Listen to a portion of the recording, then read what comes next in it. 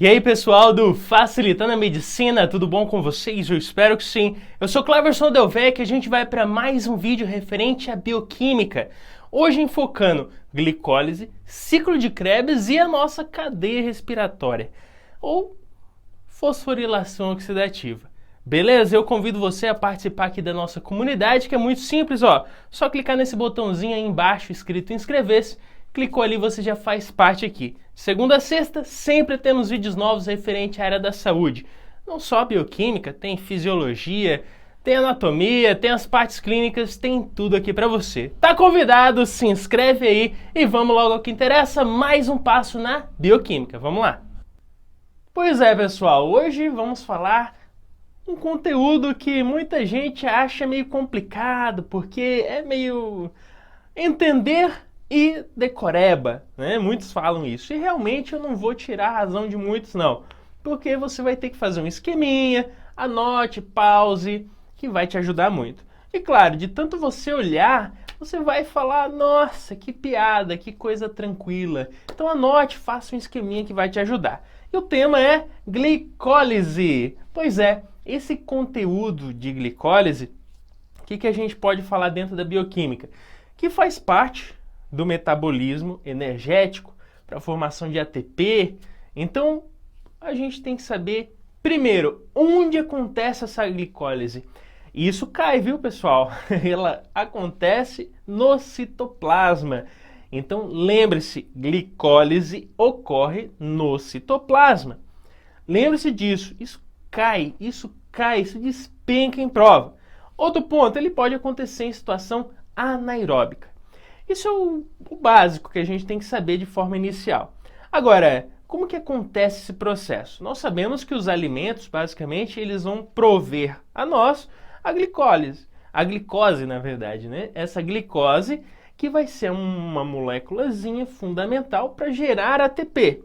Mas como que acontece isso? Bom, esse alimento disponibilizou glicose e essa glicose ela ingressa na célula.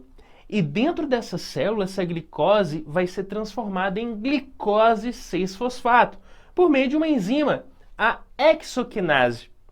E isso só é possível por meio do gasto de um ATP.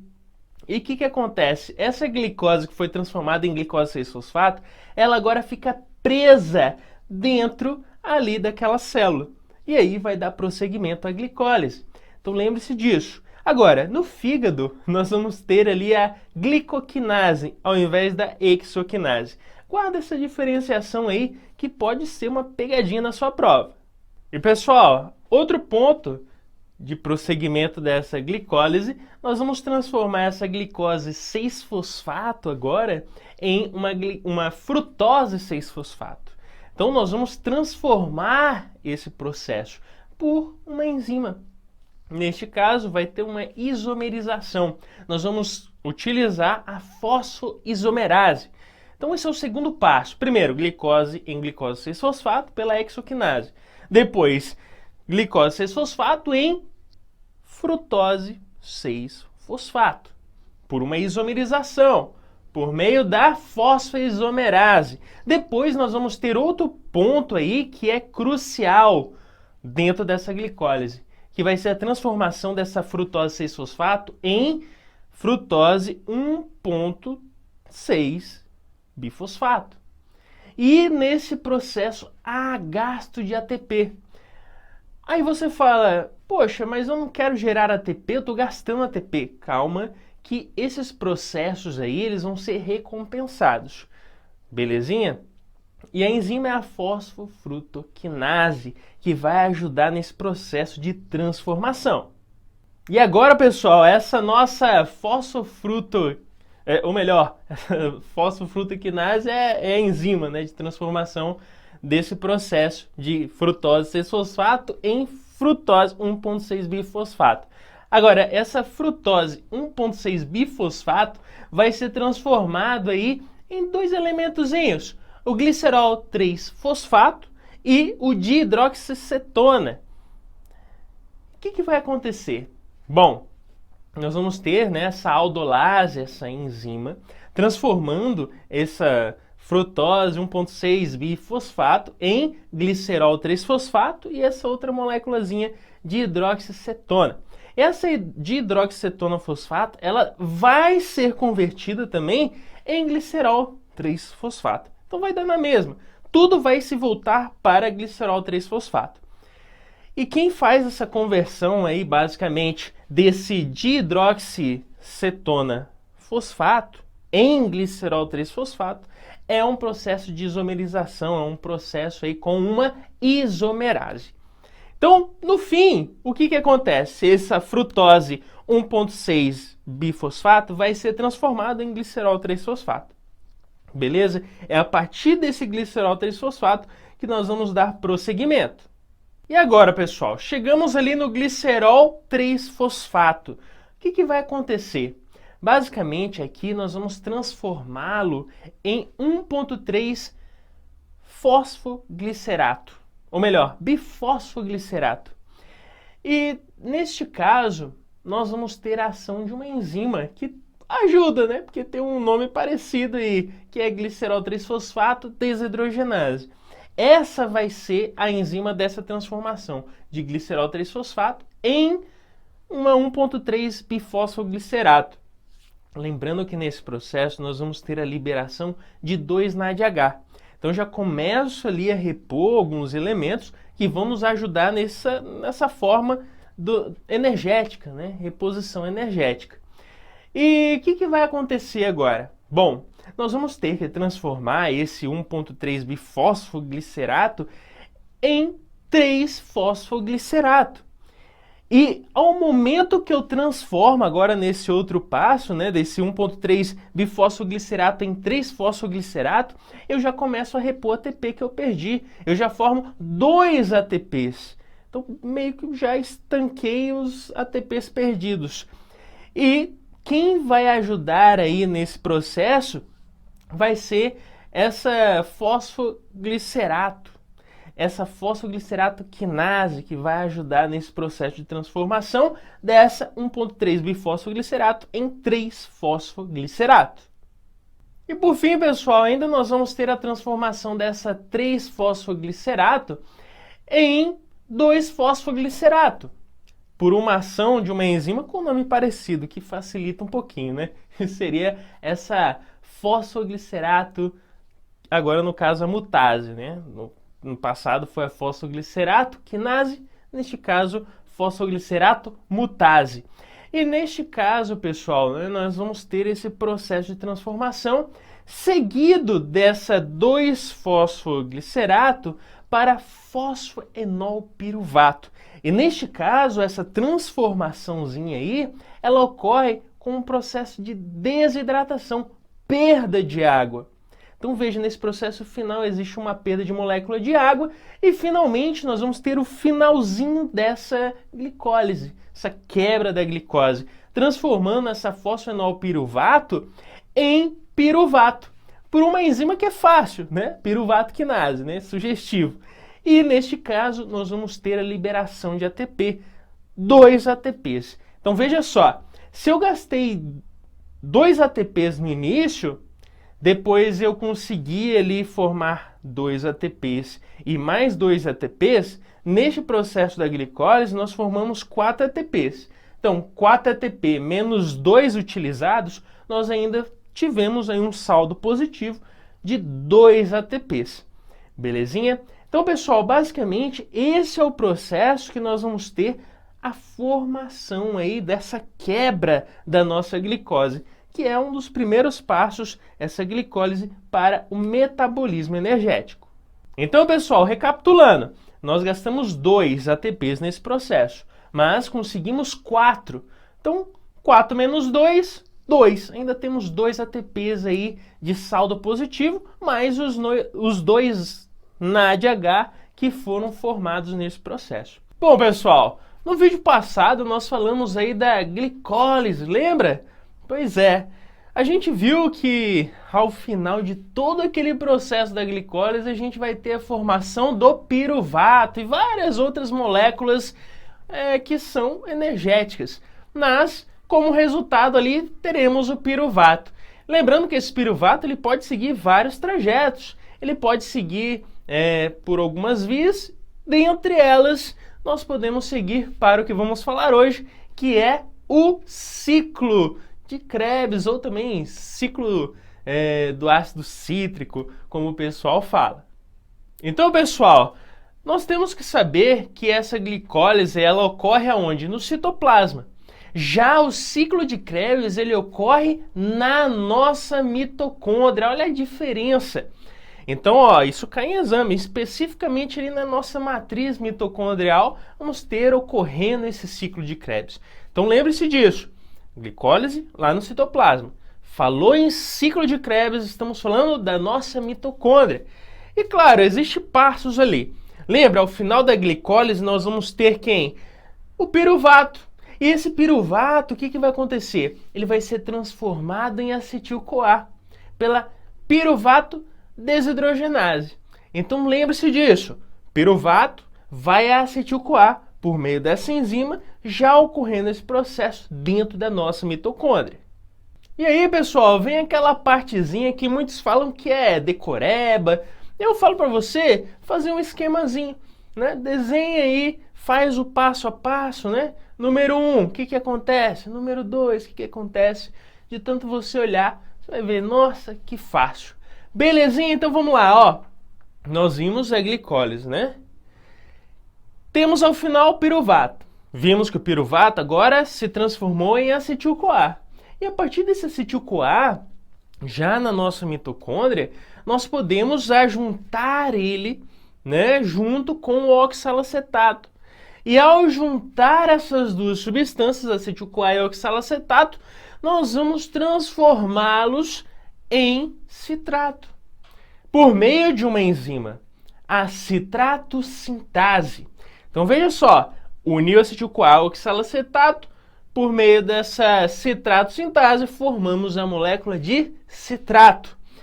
Logo depois, no segundo passo, nós vamos transformar por uma isomerização esse citrato em isocitrato, por meio de uma enzima também, a conitase. Então veja só, ocorre uma isomerização, até ajuda, né? Ó, citrato a iso, e isocitrato, uma isomerização. E aí, pessoal, vai ocorrendo o ciclo, né? Nós falamos o quê? De acetil-CoA mais oxalacetato forma citrato. Depois o citrato vai a isocitrato. E esse isocitrato, ele vai a alfa-cetoglutarato.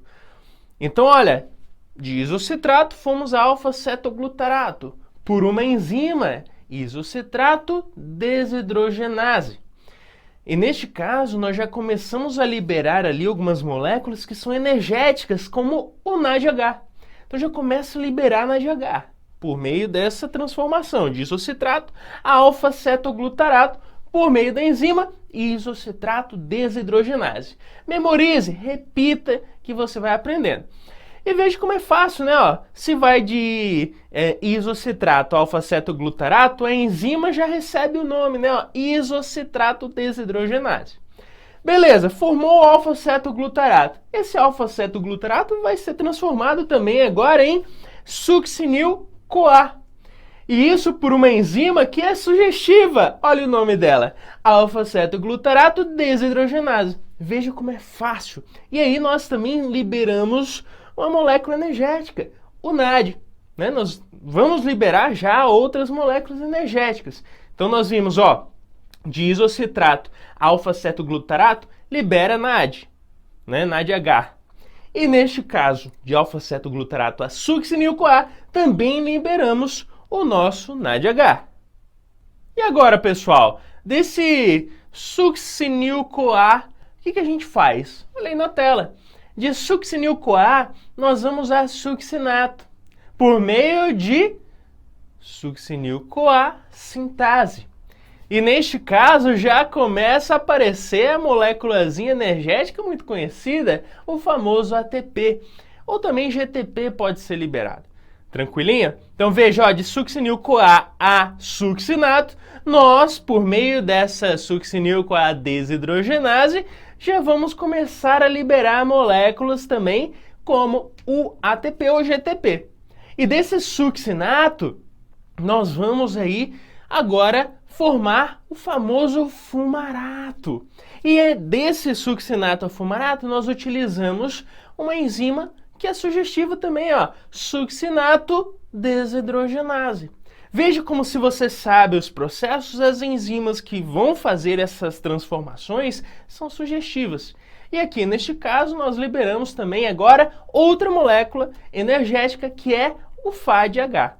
Belezinha? O FADH2.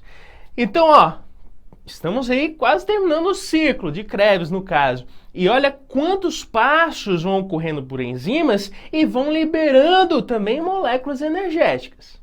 E agora, pessoal, seguindo o trajeto, esse fumarato, ele vai agora se transformar também em malato.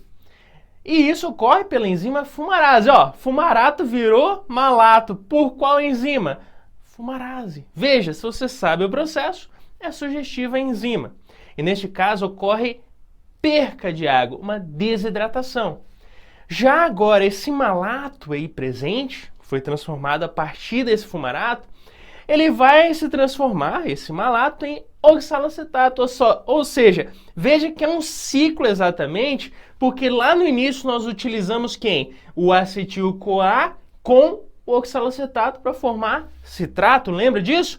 E agora esse malato, já no finalzinho do ciclo de Krebs, fecha o ciclo ao transformar esse malato em oxalacetato por meio de uma enzima que vai ser sugestiva também. Olha o nome da enzima, malato desidrogenase. Veja como, se você sabe o processo, a enzima é sugestiva. E neste caso também vamos liberar a molécula energética no caso, que é o nosso NADH.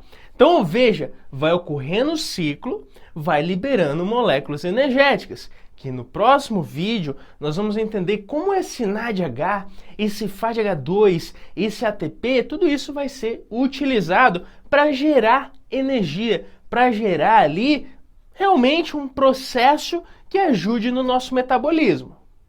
E pessoal, lembrando que todo esse processo ele é meio que duplo, então nós sempre vamos ao final multiplicar por 2. Né? Lembrando que esse processo, a gente vai vendo aí, né, não são todos eles que vão liberando moléculas energéticas. Apenas alguns que nós citamos aqui nesse vídeo. Belezinha? Então veja, nós vimos lá, ó, a formação, por exemplo, do citrato não teve liberação de molécula energética. Eu apenas formei o citrato ao juntar acetil-CoA com o nosso oxalacetato. Né? Formamos apenas ali um passo para que o ciclo dê andamento. Mas já quando a gente viu ali, né, o nosso isocitrato se transformando em alfa-cetoglutarato, já começou a liberar essa molécula energética como o NADH. Belezinha, pessoal? Então com isso a gente finaliza mais um vídeo. E claro, lembrando, né, antes de terminar o vídeo, que vai juntando essas moléculas energéticas, né? Todas essas moléculas energéticas formadas no ciclo de Krebs vai somando com as formadas na glicólise, né? Ao final nós vamos ver o que a gente vai fazer com essas moléculas. Belezinha? Então, pessoal, nosso passo hoje é falar sobre fosforilação oxidativa. Ela que é o processo final ali, ó. Por exemplo, falamos de glicólise, falamos de ciclo de Krebs. E se você já viu os vídeos passados, você vai entender o quê? Que ocorreu ali formação de ATP, formação de NADH e FADH2. O ATP a gente sabe que ele vai ser utilizado, né? O ATP vai ser utilizado ali como moeda energética. Mas e o NADH e o FADH2? O que a gente faz com esse trem aí? Para que serve esse NAD? Eu não sei. Esse NADH, esse FADH2, o que é isso? Onde vai ser utilizado? É nessa aula que você vai entender. Pessoal, FADH2 e NADH vai virar ATP. E como que isso acontece? Isso acontece por complexos. São 4 complexos que vão aí fazer a diferença para transformar esse NADH e esse FADH2 em ATP. Oh, que diferença! Pois é isso que acontece. Vamos lá. Vamos entender como que acontece essa cadeia de elétrons ou essa fosforilação oxidativa, que nada mais é que transformar o quê? Esses NADH e FADH2 em ATP. Bom, pessoal, antes de a gente fazer qualquer coisa, a gente tem que saber onde acontece isso. Isso acontece dentro da mitocôndria, em especial na sua membrana interna. Ou seja, nós temos ali duas membranas, uma externa e uma interna nessa nossa mitocôndria. Na membrana interna é onde está ocorrendo essa fosforilação oxidativa. E basicamente ela só é capaz de acontecer porque existem 4 complexos ali, que seria o complexo 1, o complexo 2, o complexo 3 e o complexo 4. E cada um deles vão ter ali ações importantes. Vamos entender basicamente como que acontece. Além desses 4 complexos, nós vamos ter a ATP sintase ou ATP sintetase, como você preferir, que vai basicamente fazer o processo final. Aí você fala, beleza, entendi. Tem um complexo 1, 2, 3, 4 e uma ATP sintase. Mas como que acontece o processo? Vamos entender isso daí. Bom, pessoal, antes de falarmos como que acontece, nós temos que destrinchar aqui primeiro o nome de cada complexo, né? Eu falei que tem 4, né? Tem o número 1, o 2, o 3 e o 4. O número 1 ele é chamado de NADH desidrogenase. O número 2 ele é chamado de succinato desidrogenase. O número 3 ele é chamado de citocromo C. E ainda o número 4, também chamado de citocromo, porém agora oxidase. Beleza? Então temos os 4 complexos. Lembrando que o complexo número 2, ele não atravessa a membrana. Como a gente consegue observar, ele é um toquinho ali. Ele não atravessa, ele não é transmembrana nessa membrana interna da mitocôndria. Não se esqueça disso. Isso está na membrana interna da mitocôndria. Então, ó, a gente falou o quê? Nós falamos que a fosforilação oxidativa nada mais é que o quê? Transformar esse NADH e esse FADH2 em ATP. E isso só é capaz por meio desses 4 complexos, complexo 1, 2, 3 e 4, e essa ATP sintetase. Agora resta saber como que esses complexos e esse NADH e esse FADH2 vai virar ATP. Vamos entender isso. Bom, meus amigos, você entendendo o que eu vou falar agora, você já pode dar saltinhos de alegria aí. Por quê? Porque agora é o que vai tudo. Eu falei o que para você? Falei que a glicólise forma ATP, o nosso ciclo de Krebs forma ATP. O nosso corpo utiliza ATP para energia. Mas ao longo dessa glicólise e esse ciclo de Krebs, se você não viu o vídeo passado, olha aqui, ó. Ao longo da glicólise e o ciclo de Krebs, eu não vou formar só ATP, que é a moeda energética. Eu vou formar a NADH e o FADH2. Agora, esse FADH2, esse NADH, ele também vira ATP. O objetivo é transformá-los em nosso ATP, né? Quando estamos falando de metabolismo energético. Beleza? Isso acontece, né, essa transformação, lá nessa membrana interna da mitocôndria. A fosforilação oxidativa, que é a aula de hoje. E só é possível acontecer isso por causa desses 4 complexos. Complexo 1, 2, 3 e 4 e uma ATP sintetase. Você entendeu isso? Uhul! Já era! Basicamente é isso. Mas calma, calma aí, calma, temos os passos. Mas antes de entrarmos nos passos, eu quero te dizer que esse NADH e esse FADH2, eles conseguem de certa forma gerar ATP porque eles possuem ali uma carga, eles são geradores de prótons. Basicamente, eles vão possuir ali, dentro desse nosso NADH, 10 elétrons, né? 10 prótons ali. Então, ó, dentro do NADH, nós vamos gerar 10 prótons, 10 elétrons. Já no FADH2 vão ser 6 elétrons. Beleza? Então veja a diferença. E cada um vai fazer um trajeto diferente. Por exemplo, o nosso NADH, ele basicamente vai do complexo 1, pulo 2, vai ao 3, 4 e ATP sintetase. Ou seja, o Quem vai participar no NADH é o complexo 1, 3 e 4.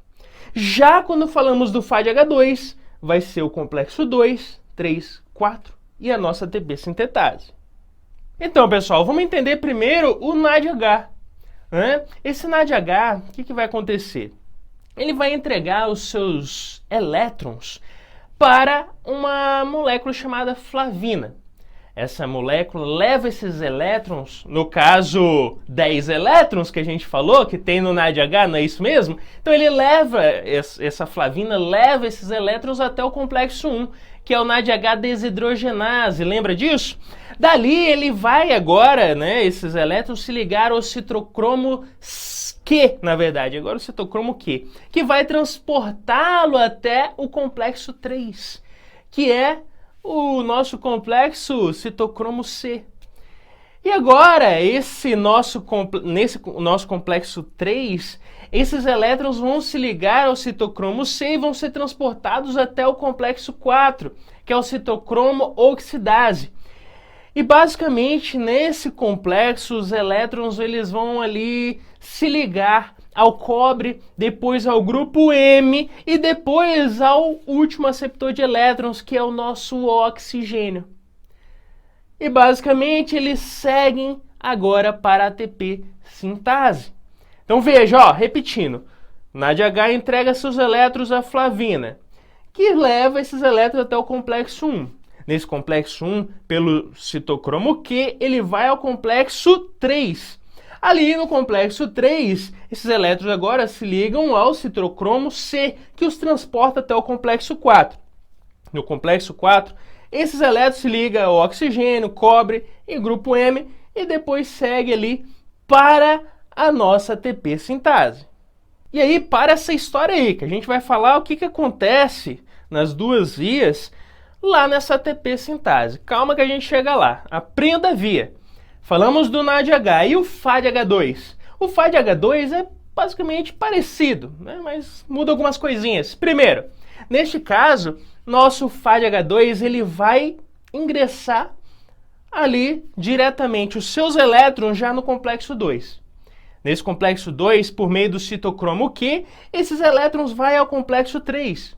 Lá no complexo 3, esses elétrons agora seguem com o citocromo C até o complexo 4. E ali esses elétrons agora se relacionam com o cobre, com o grupo M e o nosso último aceptor de elétrons, que é o oxigênio. E agora, basicamente, ele segue para a ATP sintase. Então, repetindo, FADH2 entrega seus elétrons para o complexo 2. Se liga ao citocromo Q, vai ao complexo 3.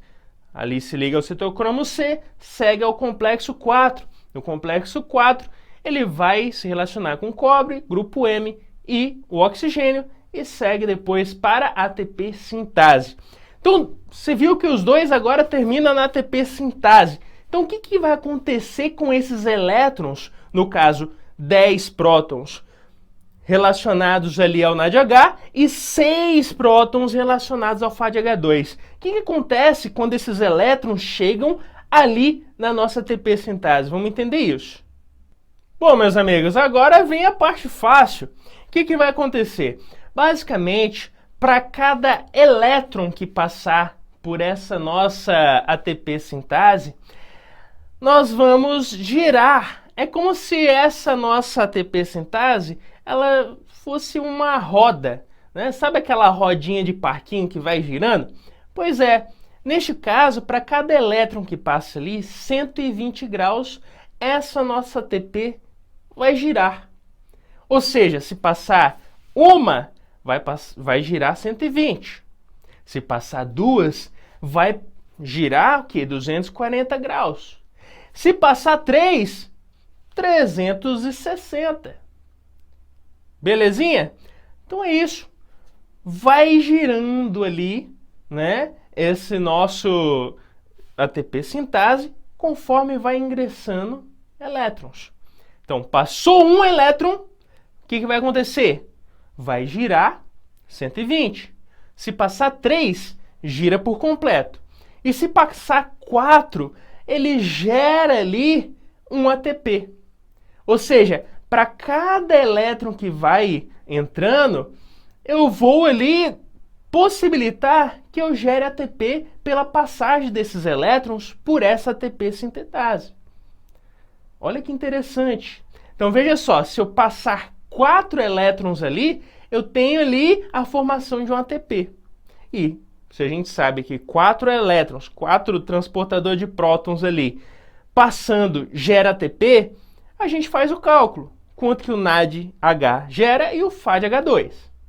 Então, pessoal, se a gente for botar na ponta do lápis ali, se NADH2 ou FADH2 é 6 prótons e o nosso NADH são 10 prótons, faz a conta.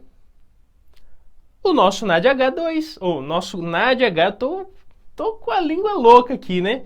O nosso NADH, 10 prótons, vai gerar, passando todos os seus prótons por essa ATP sintase, 2,5 ATP. Já o nosso FADH2, com seus 6 prótons, vai passar por essa ATP sintase e vai gerar quantos? 1,5 ATP. Beleza, pessoal? Veja aí como que eu consigo, por meio dessa fosforilação oxidativa, transformar o nosso FADH2 e o nosso NADH, que eu tô com a língua travada, em ATP. Beleza, pessoal? E claro, se a gente pegar todos os ATPs formados nesse ciclo aí, né, de ciclo de Krebs, né, glicólise, e agora transformando esse NADH e FADH2 lá na nossa fosforilação oxidativa, quantos ATPs nós formamos nesse processo todo aí? 32 ATPs. Então, pessoal, com isso finalizamos mais uma aula. Eu espero ter te ajudado. Se inscreve no canal e até o próximo vídeo. Valeu!